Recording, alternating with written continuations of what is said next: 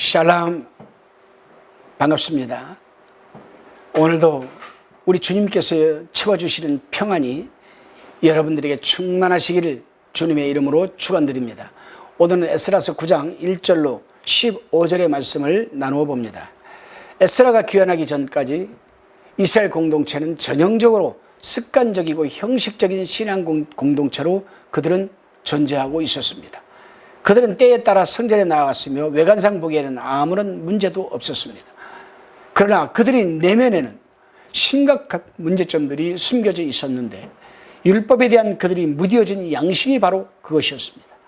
율법은 외적이거나 형식적인 순종을 거부하며 내적인 순종을 필요로 하였지만은 그들은 이미 만연된 타성적 신앙생활에 젖어서 형식적인 어떤 종교생활에 익숙해져 있었습니다. 본문 1절로 4절의 내용을 한번 읽어봅니다. 이 일 후에 방백들이 내게 나와 가로되 이스라엘 백성과 제사장들과 레위 사람들이 이 땅 백성과 떠나지 아니하고 가나안 사람과 헷 사람과 브리스 사람과 여부스 사람과 암몬 사람과 모압 사람과 애굽 사람과 아모리 사람이 가증한 일을 행하여 2절에 그들이 딸을 취하여 아내와 며느리를 삼아 거룩한 자손으로 이방 족속과 서로 섞이게 하는데 방백들과 두목들이 이 죄에 더욱 으뜸이 되었다 하는지라. 3절에 내가 이 일을 듣고 속옷과 겉옷을 찢고 머리털과 수염을 뜯으며 기가 막혀 앉으니 4절에 이에 이스라엘 하나님이 말씀을 인하여 떠는 자가 이 사로잡혔던 자의 죄를 인하여 다 내게로 모여오더니 내가 저녁 때서 들을 때까지 기가 막혀 앉았더니 이렇게 기록하고 있습니다. 우리 본문은 이스라엘 종교적 사회적 개혁 운동을 일으킬 수밖에 없었던 원인을 지금 말해주고 있습니다. 에스라가 당시 이스라엘 백성들이 이방인 통혼 관계에 대해서 탄식하는 모습으로 에스라의 비통한 심적 상태를 지금 밝혀주고 있습니다. 왜 에스라의 심적 상태가 비통해졌습니까, 여러분? 그것은 2절, 3절을 주의해서 읽어보아야 합니다.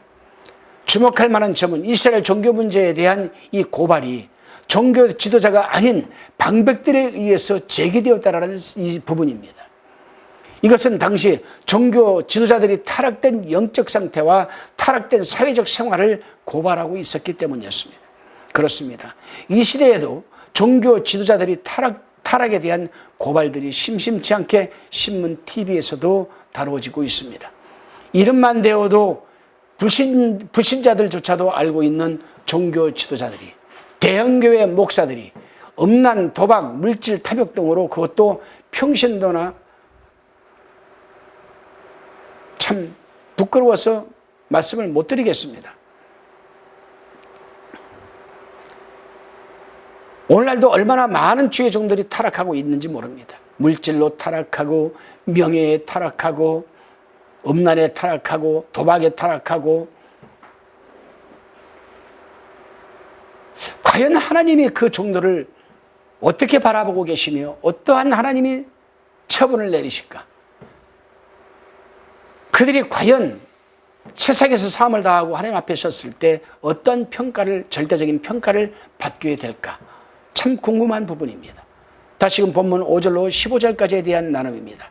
이제 에스라는 비통한 심정으로 하나님께 회개에 대한 이 하나님을 알지 못하는 사람들에 의해서 고발당하여 하나님의 영광을 가리도록 그런 기도를 드리기 시작합니다. 하나님을 알지 못하는 사람들이 하나님의 이 주의 종들의 이 지도자들을 고발했어요.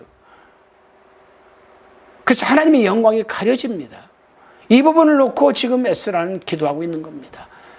에스라가 드리는 기도의 내용을 살펴보면 한계 상황에 다다른 백성들의 불신종과 폐역을 토로하는 철저한 참회와 자백의 기도로서 이스라엘이 이 신앙, 종교 개혁 운동을 해야만 하는 이 필연적인 이 필연성에 대해서 강하게 기도하고 있습니다.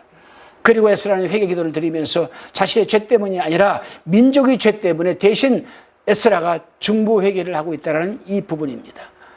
이 같은 사실은 본문 6절에서 1인칭 단수로 표현된 나라는 이 말씀이 7절부터는 1인칭 복수, 우리로 기록되어 있기 때문에 잘 나타나 있습니다.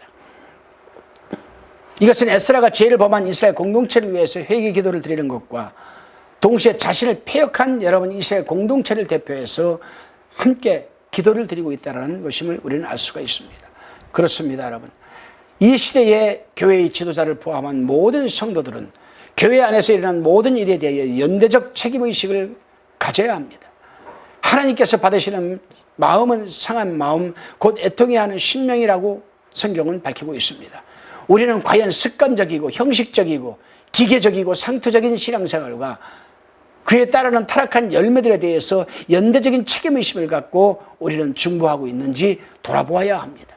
오늘 이 시간이 여러분, 나는 그렇게 신앙생활을 하고 있지 않는가? 나는 습관적이고 상투적이고 기계적이고 형식적인 그런 신앙생활을 하고 있지 않는가? 한번 살펴보시기를 바랍니다. 기도드리시겠습니다.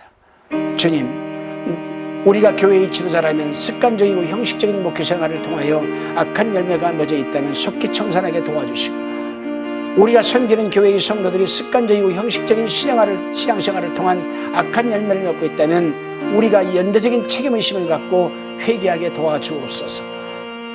감사드렸고 살아계신 예수 그리스도의 이름으로 기도드리옵나이다. 아멘.